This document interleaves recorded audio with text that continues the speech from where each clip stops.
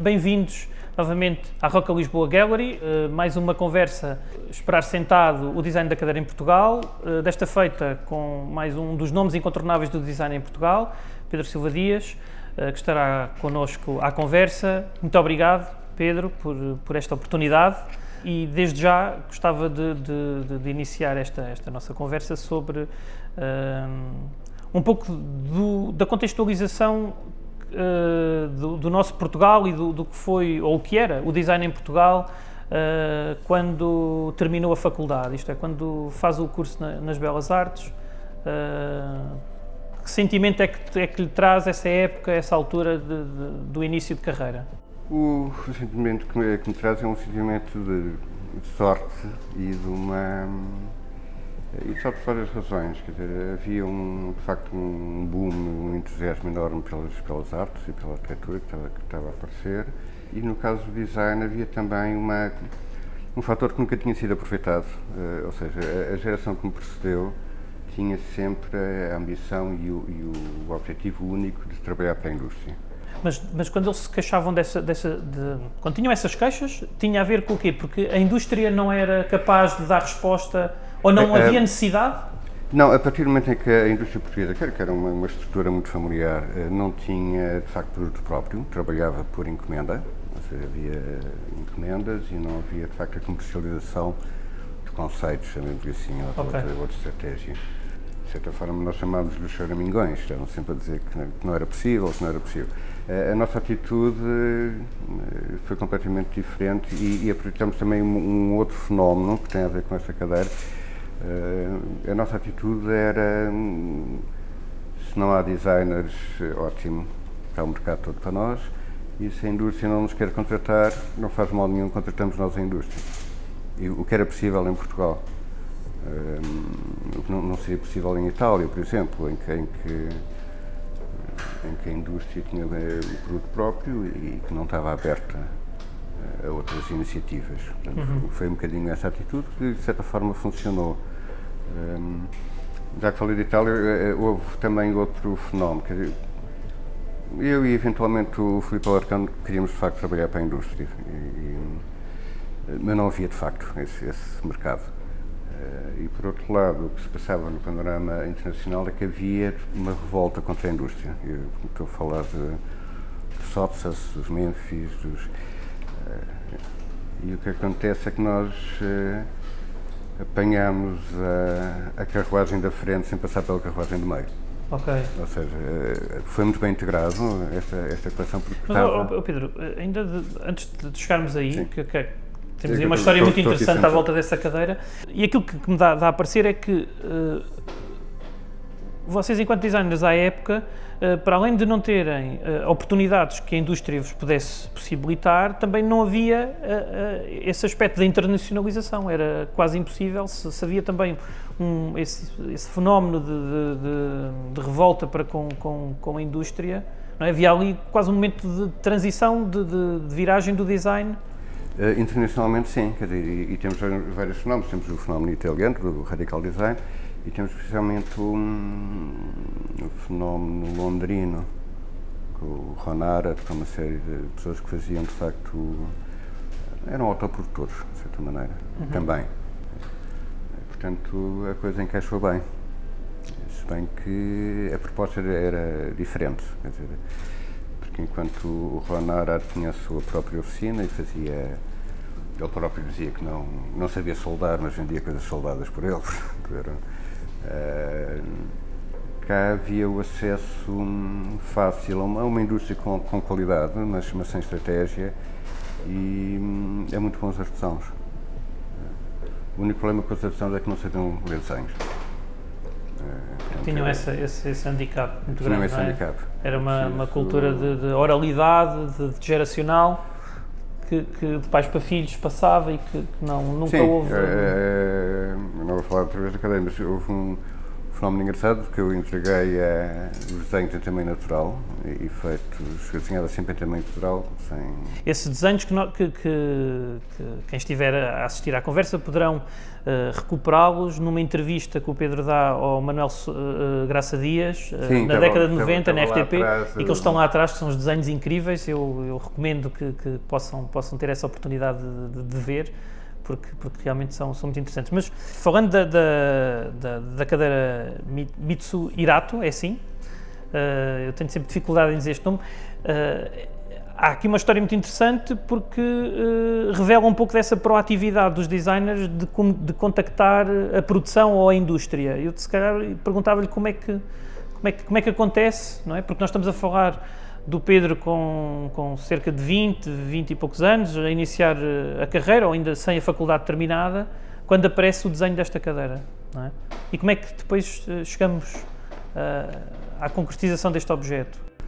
Neste caso foi um bocadinho diferente, porque o Manuel Reis tinha um antiquário, tinha uma loja de antiguidades e tinha uma equipa de restauro formada, suponho eu, na Ricardo Espírito Santo. E houve, de facto, depois essa transição. Não foi muito fácil do restauro para a obra nova, mas de qualquer modo o trabalhar a madeira, o trabalhar a compreensão e a sensibilidade estava lá. Havia a dificuldade de ler os desenhos, mas era quase autoprodução, ou seja, eu passava o dia na oficina de restauro a explicar. Então, na altura, o Pedro apresenta os desenhos ao Manuel Reis, que à época estava a arrancar com a loja da Atalaia, ou já tinha arrancado... Depois disso não sei, não me lembro quando é que... Porque na verdade, esta cadeira aparece num conjunto de várias peças de mobiliário de outros designers, Fernando Salvador, o Souto Moura, o Filipe Alarcão também. Aliás, só eu e o Filipe Alarcão é que éramos designers. Todos os outros eram arquitetos. Sim. O Fernando Salvador, Grácio Nunes, o Souto Moura também, e havia... Estou a mencionar arquitetos, não é? Sim. Não, mas eu lembro só é que... Sim. De certa forma, com um espírito um bocadinho diferente. Eu sempre quis eventualmente desinserir de fazer grandes séries. Ou seja, nós estamos a falar de uma série de quantas peças desta...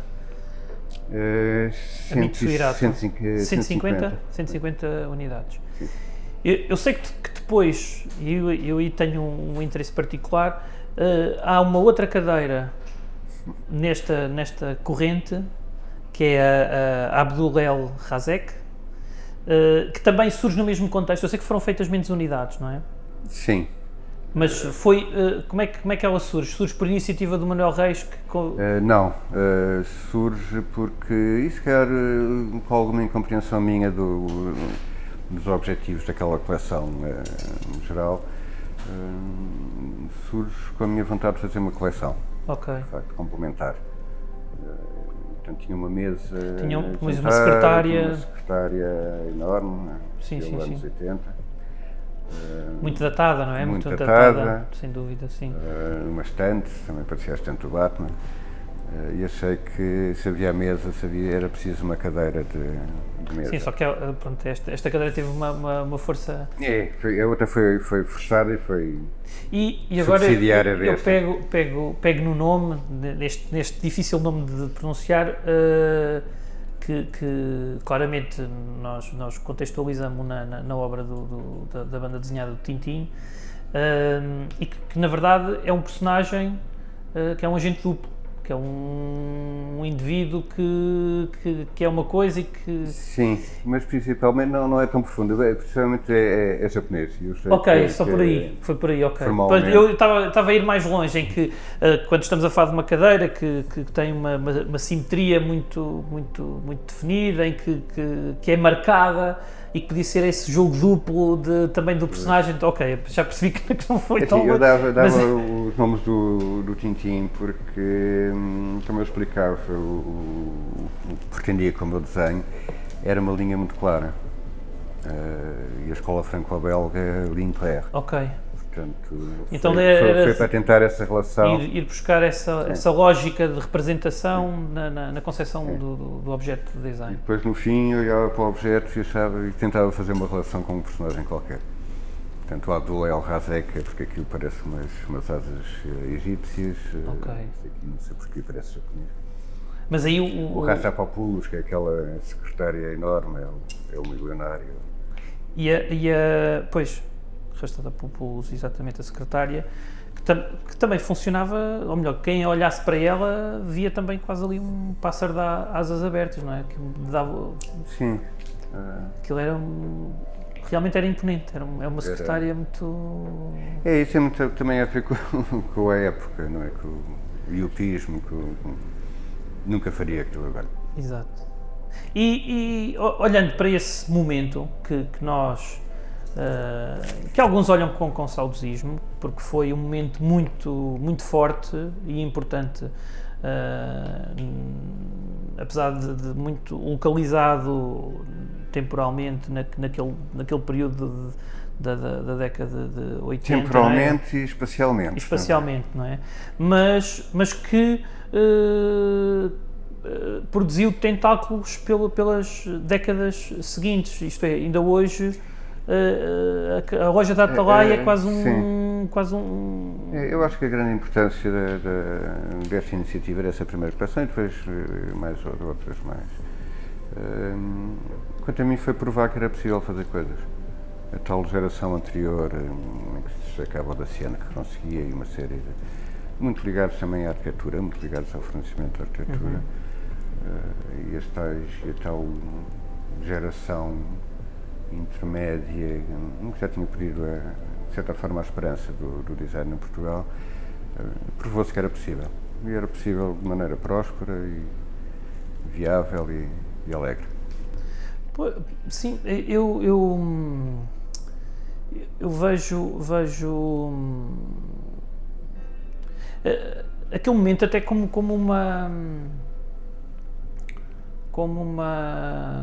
está-me aqui a faltar a palavra, mas eu acho que o Manuel Reis encontrou ali uma oportunidade, acho que é isso, uma oportunidade que não havia algo igual, mas que veio demonstrar também essa oportunidade, veio demonstrar que havia um outro mercado, porque lá está, havia essa coisa de que o internacional, o design italiano é que tinha qualidade e que rapidamente, sem grande dificuldade, ele conseguiu escoar a grande maioria do mobiliário que tinha sido desenhado, mesmo em peças de numerário muito curto, não é? De série muito curta. Pois, a questão do mercado era aquela que na altura me desagradava mais, porque eu vou fazer uma comparação com o que se passa hoje em dia e com a autoprodução que é possível. Ou seja, neste momento é de facto, de uma maneira semelhante, possível ir da concepção até à distribuição autonomamente. Isso por questões da evolução digital. Ou seja, hoje em dia o desenho é digital, hegemonicamente, já não se desenham coisas em tamanho natural, é pena. E a produção também é digital. Ou seja, a manufatura digital é possível por encomenda. E a distribuição também é digital. Nós conseguimos fazê-la digital, exato. Tudo. Portanto, consegue-se tudo, há uma enorme autonomia. E essa autonomia permitirá muito em breve ter quase o mesmo tipo de peças de autor e o mesmo tipo de peças únicas de forma acessível, de forma democrática. Ali não era possível fazê-lo de forma democrática, porque também não era o mercado que se pretendia e porque a produção era muito cara. Portanto, eu faço essa comparação com a atualidade, com a vantagem para a atualidade, pelo menos dentro da ética do design.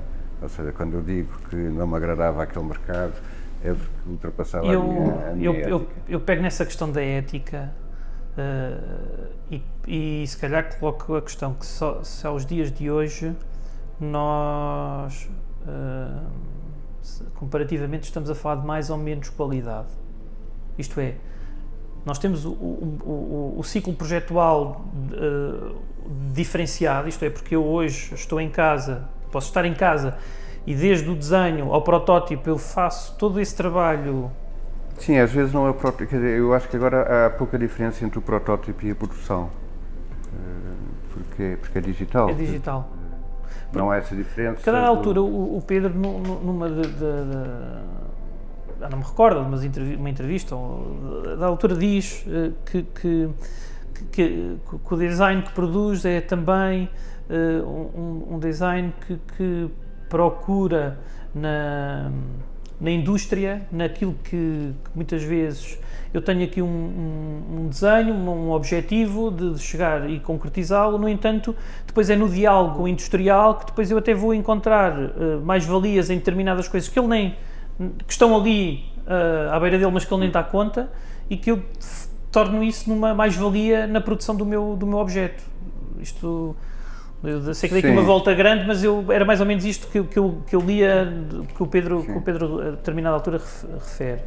Sim, até certa altura houve essa... Pedro, isto só para dizer que aos dias de hoje, a partir do momento, quer dizer, eu posso tirar proveito dessa concepção do digital, e o modo como o digital pode ser também uma mais-valia. Mas uma das coisas que me agrada é de facto não haver sequer a hipótese do conflito com o produtor, que muitas vezes há, especialmente com o produtor que também vai comercializar e distribuir. Estamos a falar com um robô, o robô é estúpido, mas é simpático e faz exatamente... Claro, faz aquilo que nós lhe pedimos, queremos, não é? Pois. Aliás, eu acho que há uma enorme aproximação, também voltando à loja de falar, com o artesanato, ou seja, a autoprodução digital, neste momento eu considero, e é aquilo que eu me dedico mais agora, como uma forma de artesanato. E quando eu estou a fazer o objeto, sou eu que o faço, mas faço no computador. E do computador passa para uma tecnologia ou mais robotizada, ou mais simples, que lê o desenho, que executa. E, portanto, o artesanato surge quando se modela digitalmente. E é o artesanato que é possível, de facto, quer dizer, a grande vantagem hoje em dia do mercado, que é um mercado de cauda longa, como diz o Chris Anderson, que é cauda longa porque há cada vez menos produtos de produção massificada e, portanto, cada vez menos, até podemos chamar designers no Star System, e há uma cauda longa em que há muito mais produtos com menos produção. E também aquilo que nós falávamos um pouco antes de estarmos aqui sentados, este epifenómeno da pandemia, que permitiu a que uma data de jovens criadores, neste tempo que nem tinham oportunidade de trabalho ou que nem puderam ter a oportunidade de entrar no mercado de trabalho, conseguiram descobrir estas autoproduções de pequenas mobiliário, em particular algumas cadeiras. E em relação ao mercado tradicional, ou à produção tradicional, há uma outra vantagem, quer dizer, não há investimento inicial, portanto a peça é feita on demand e não há risco. Se há mercado, há, se não há, não há, portanto pode-se fazer aquilo que se quiser, às vezes acerta-se, às vezes o mercado não quer.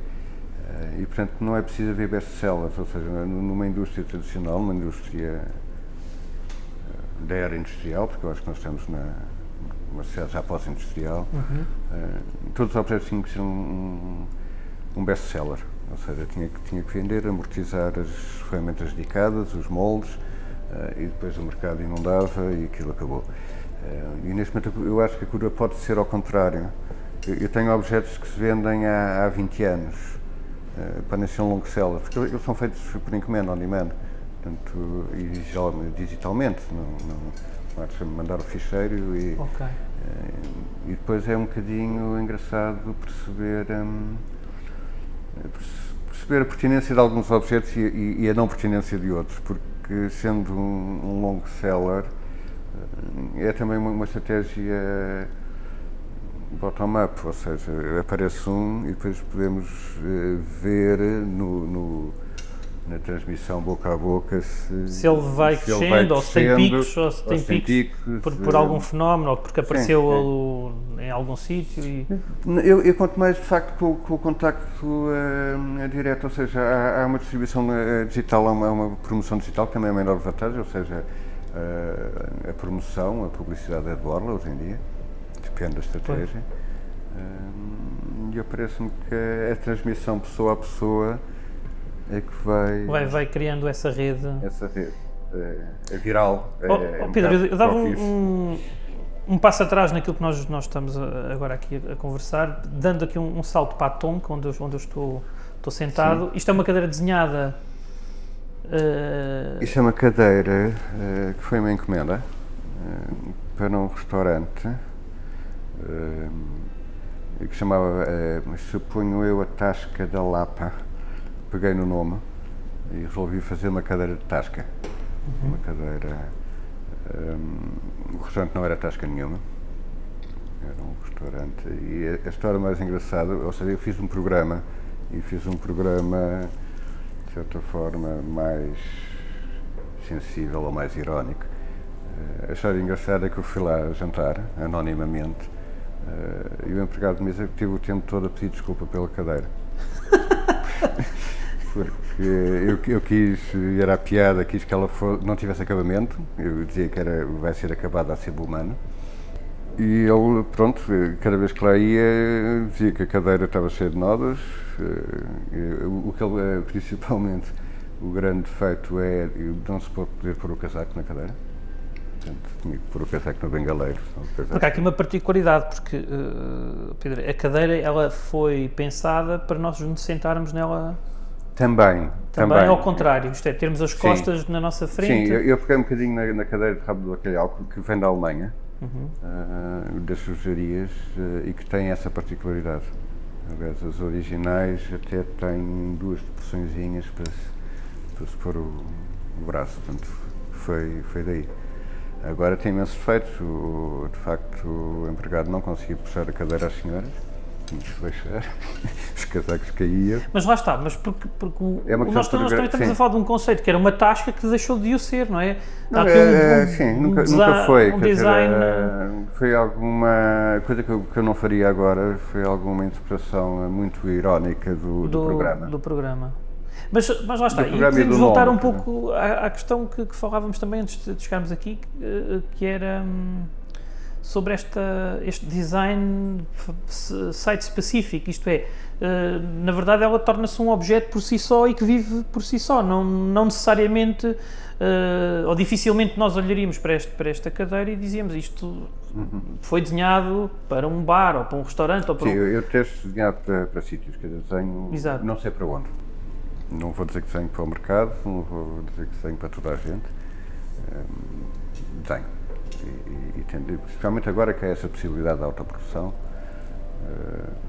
Nesse caso, mesmo tendo sido desenhada por ali, eu confesso que a ideia era conseguir arrancar a produção e depois continuar.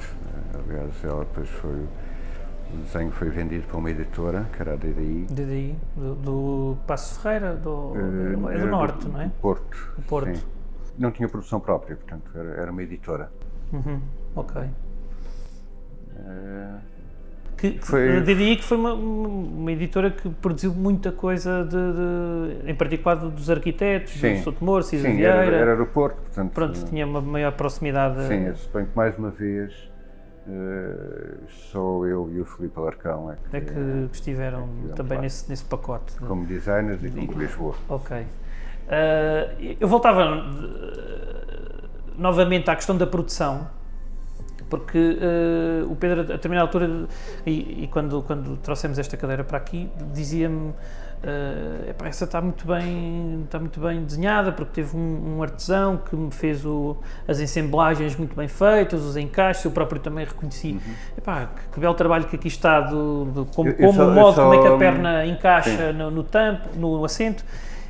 E que depois isso, na massificação, na produção posterior, já não ocorreu naquilo que... Sim, não foi uma questão de massificação. Ou seja, aí eu confesso que a fábrica de Paços Ferreira, que era uma pequena fábrica, me alterou o projeto. Ou seja, essas travessas não existiam. Eu gostei principalmente porque, de facto, é uma interpretação muito mais racionalista. Ou seja, se isso é de facto uma cadeira para bater, precisa das travessas. Quando o projeto foi produzido pela DDI, não tinha as travessas e era como eu desenhei, com as peças, com as pernas elípticas, com um desenho mais fino. Ou seja, essa não respeitou muito o desenho, mas eu gosto muito mais dessa. A outra nem sequer gostei nenhum. Pois, como é que é? O erro também é uma premissa no processo, não é? Muitas vezes. Como é que... Sim, não, houve de facto um certo trabalho de equipa que eu permiti, não é costume, em relação ao produtor, que valorizou porque o conceito que gerava o programa, não é, que é fazer a tal cadeira bruta, aliás acho que ela se chama Tonk, que é mesmo para ser, encaixou muito bem numa interpretação também mais bruta, mais realista, no fim de contas. Mas, Pedro, é aí que e voltando àquela questão da autoprodução, esta questão do diálogo com quem domina a matéria-prima, não é? Muitas vezes coloca inputs muito fortes e até produz eventualmente maior consistência ao objeto que foi por vocês pensado. Eu se calhar sou um bocadinho irascível, não gosto de fazer protótipos, gosto que a coisa fique logo pronta e fique como é interessante porque na conversa com o Tony Grilo ele também era um pouco nessa medida, mas que também dava o braço a torcer em um ou outro objeto que também lhe tinha ocorrido isso, na produção, na concepção do protótipo, fazer ajustes que não tinha pensado inicialmente. Sim. Eu raramente não gosto de fazer protótipos, gosto de ter tudo determinado e, por exemplo, os nichos, as cabines que eu fiz para Portugal Telecom entraram em produção e a linha de montagem, e só no fim já estava a linha de montagem toda, é que se construiu uma, vá lá que aquilo, quer dizer, mais ou menos, sem os pontapés e umas coisas. Pois, é um risco, não é? É um risco, mas nas cadeiras é diferente, é muito raro. Esta aqui até é a primeira e é confortável. É o único objeto em que eu tenho que fazer acertos, porque há, de facto, questão ergonómica e o modo como... É uma questão de conforto, quer dizer, é um conflito entre um desenho que eu gosto que seja sempre muito... Pedro, eu então pegava nessa premissa e falava da Baccarat, é assim que se deve pronunciar, que é eventualmente das cadeiras que olhando para ela demonstra uma fragilidade enorme, não é?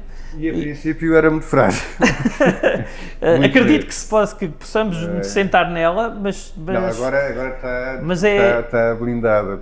Mas é uma cadeira interessante por isso, porque nós olhamos para ela e há um medo terrível de nos sentarmos, mas depois quando nos sentamos ela é confortável. Pois, a cadeira tem uma história mais...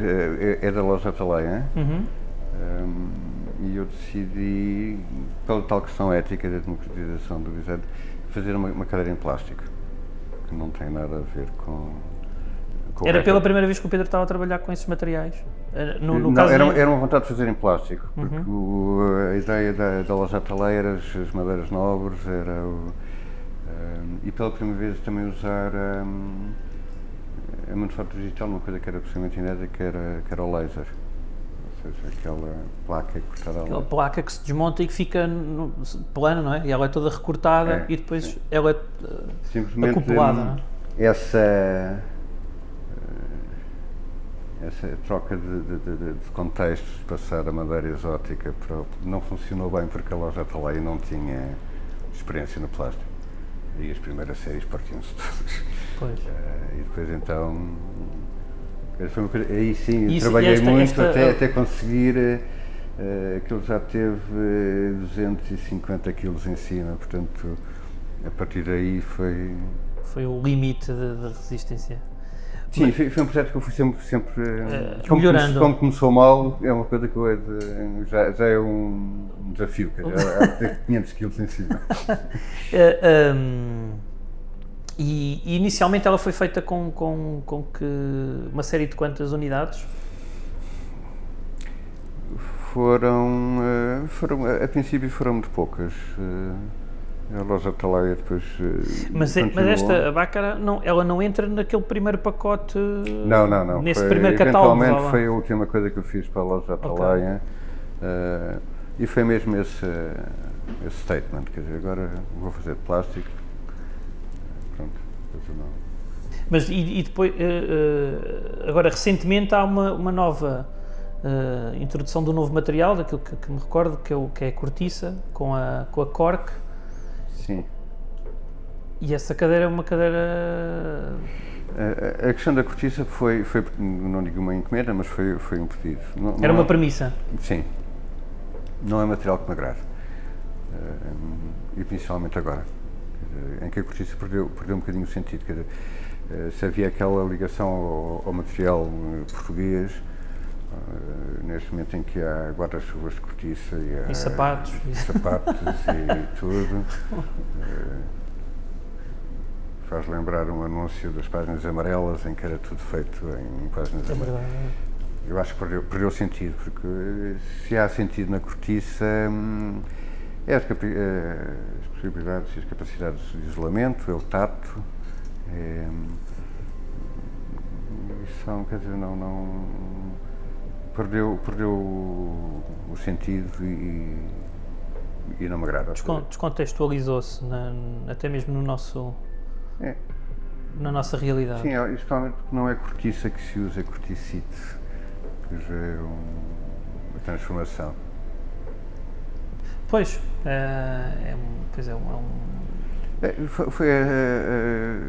essas cadeiras, quer dizer, foi uma iniciativa muito válida na altura, de recuperação, que acabou por descambar em efeitos perversos, ou seja, de facto lançou-se a cortiça, mas lançou-se tanto que ela perdeu a surpresa. Pedro, e é também por essas questões que surge o corky, uma evolução, vou-lhe chamar assim, dessa cork, em que é introduzido... Não é cork, é sempre corky. É sempre corky? É, porque a certa altura já não sabia que nomes é que havia de dar às peças. E então são nomes ingleses que me irritam imenso que nominem em Portugal. Sim, o cork com o K e não o cork C. Portanto, é o cork e é o desk. Sim, o desk, sim. Mas essa cadeira que é toda em cortiça, ela depois evolui para as laterais em contraplacado marítimo, sim, com uma estrutura e com o assento e costas é uma napa? Aquilo é cabedal. E que depois, mais tarde, há a introdução do burel. Aquela cadeira, principalmente, acabou por ser um traçado mais ou menos complexo ou intrincado das ilhargas. E de certa forma, não só isso é que me interessava. Portanto, depois o material era sem dúvida o desenho. Freguês. Mas lá está, é engraçado porque é na primeira, em cortiça, em que esse desenho da ilharga quer dizer, ganha espessura, não é? A ilharga ganha espessura e a ilharga torna-se a cadeira. Pois, a primeira não tinha ilharga, ou seja, pois é isso. Eventualmente aquela cadeira foi desenhada em alçado lateral e depois há uma extrusão. Exatamente, pois é isso. E o alçado lateral eu quando olho para ela, muitas vezes imagino as do Frank Gehry em cartão, que parece que são um harmónio de cartão que naturalmente nós estamos a falar de cortiça, mas essa ideia é muito interessante de que ela foi... O desenho dela é uma ilharga, mas ela, quando olhamos para ela, a ilharga não tem ilharga, não é? É essa dualidade que é engraçada de ver. E neste contexto em que, passando por estas 4 cadeiras em que, de algum modo, até acompanhamos o percurso do design do Pedro, não é? Mais ou menos. Neste momento, quais é que são as motivações, se há algum desejo a nível da concepção de mobiliário, em particular de cadeiras, se há algum caminho que esteja neste momento a trilhar ou algum interesse mais em concreto? Neste momento é de facto o caminho de perceber o que é ser pós-industrial e tenho feito o trabalho um bocadinho mais teórico e tenho que ultrapassar isso e efetivar. Mas é um bocadinho voltar ao princípio, é um bocadinho a possibilidade de democratizar o conceito, ou seja, o que neste momento se vende não é tanto o objeto, é o conceito em que não há risco e, portanto, é um bocadinho aquilo que eu disse há bocadinho, é possível democratizar o design de autor, é possível democratizar a peça única, em que isso não seja uma mais-valia, seja uma mais-valia só para o designer poder ter uma sucessão rápida de projetos. Voltando à loja Atalaia, havia de facto uma exploração da mais-valia da peça numerada e assinada. E já teve aqui uma assinatura, não sei lá. Isso pouco me interessa agora. E também a questão do. Se calhar o que se vende é o conceito e a ideia do Star System, eu acho que acabou completamente. Já não será o nome do designer. Ou é bom ou não é bom, ou tem uma boa proposta ou não tem. E o experimentalismo é possível, e a peça única é possível. E já não diria a peça assinada, mas a peça de autor. Ou seja, em que não há programa, em que não há mercado, em que se pode fazer aquilo que se quiser, com vantagem de poder democratizar. Poder mostrar e de ter um mercado global, no fim de contas. Eu posso desenhar para um nicho, posso até desenhar para mim e pensar que é capaz de haver uns milhares de pessoas iguais a mim e que eventualmente gostam da minha proposta. Eu não sei se estão no Burundi, se estão na Austrália, se estão... Eu gostaria de levar isto um bocadinho mais longe e foi o meu doutoramento versou isso, em que haja autoprodução própria, ou seja, o ideal era que eu enviasse um ficheiro para a Austrália e que fosse lá feito. Quer dizer, portanto, é tal desmaterialização e rematerialização. Já tentei isso, mas não funcionou. É possível que funcione agora, porque já tentei há bastante tempo. Até porque quer dizer, tivemos agora um momento de repensar muitas das estratégias da industrialização que estava patente, não é? Até mesmo algumas das indústrias tiveram que pensar as suas estratégias, e acho que isso poderá ser um dos caminhos. Sim, aqui o que eu acho importante é que a encomenda voltou a ser possível, mas com uma vantagem, é que há uma uniformização. É claro que as tecnologias de manufactura digital são muito limitadas, são monomaterial, normalmente e monooperativas, mas um ficheiro STL é traduzido numa máquina que faz a mesma operação, portanto, de facto, a questão do transporte. E eu tive uma editora, que também é engraçada, chamava-se MU, que é Manufaturas e Utilidades.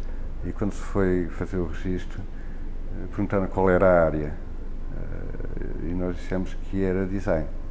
E eu disse, mas não põe design, é que as empresas todas que aparecem aqui têm sempre design. Design de unhas, design de coisas. Não queremos design, é manufaturas e utilidades. Engraçado. Isso E tentámos, de facto, chegar ao ponto de não sermos nós a materializar, ou seja, enviar ficheiros que... E a grande vantagem do artigo só ter viabilidade porque não há stocks. Pois, a questão do stock é um dos grandes problemas. Eu posso vender um objeto em que não toco nele, em que envio um ficheiro, em que o ficheiro é executado e, eventualmente, ou teoricamente, não precisa de acompanhamento e é expedido. Portanto, há essas possibilidades todas. E há também essa possibilidade que eu acho que não é muito aproveitada, ou é parcialmente, ou tem outra interpretação na nova geração, que aproveita isto e eventualmente não teoriza tanto, porque não tem a ideia da evolução. Quando nasceu já havia computador, não sabe o que é uma Rotring, está sempre a entropia. Mas que existe, mas eu se calhar ainda sou da geração do Star System, portanto ainda penso que agora posso voltar a fazer design de autor, fazer o meu programa, depois de uma fase em que eu passei pela indústria, especialmente com Trabalhei com a JCDecaux em França, portanto, que é uma indústria. É uma grande, sim. E sim, grande estamos a falar de indústria pura e dura. Pura e dura e sabe pôr os pontos nos is. Portanto, também é uma história muito engraçada. Eu tinha umas peças que eu não perigo que têm, que são mais bandeiras publicitárias. E desloquei-me a Plaisir, à fábrica, a dizer que queria que aquilo tivesse, eu não me lembro, 22 centímetros e que isso só era possível com 40 e tal. E eu estava lá a refilar e eles, muito educadamente, muito à francesa, levaram-me ao parque, que tinha que as 4 exposições, e mostraram aquele candeeiro do Stark que ele fez para Estrasburgo. Fizeram assim, o Stark queria isto assim. Ele tinha este tamanho. Vá lá para Lisboa, nós não estamos para capricho. Pois. Mas foi uma experiência muito boa e era de facto uma empresa. E também podemos ver uma evolução engraçada que é a JCDecaux era uma empresa design oriented, ou seja, tirava valia dos designers. Percebia o papel deles, não é? Sim. Mais que tudo. Isso mostra muito bem a evolução. Neste momento a JCDecaux não quer saber do design. Essa mais-valia acabou um bocado com a ideia do Star System. Portanto, voltando, neste momento é possível fazer genuíno design de autor e livre, quer dizer, em que já não se conta com essa mais-valia, conta-se com a atitude e com o suceder das ideias. Muito bem, Pedro. Assim ficamos com mais uma bela lição de um dos grandes nomes incontornáveis do design, design em Portugal e não só, também do design de cadeiras em Portugal, e esperamos por vocês até uma nova oportunidade. Com certeza, dentro em breve teremos mais uma das grandes figuras do design em Portugal. Até breve.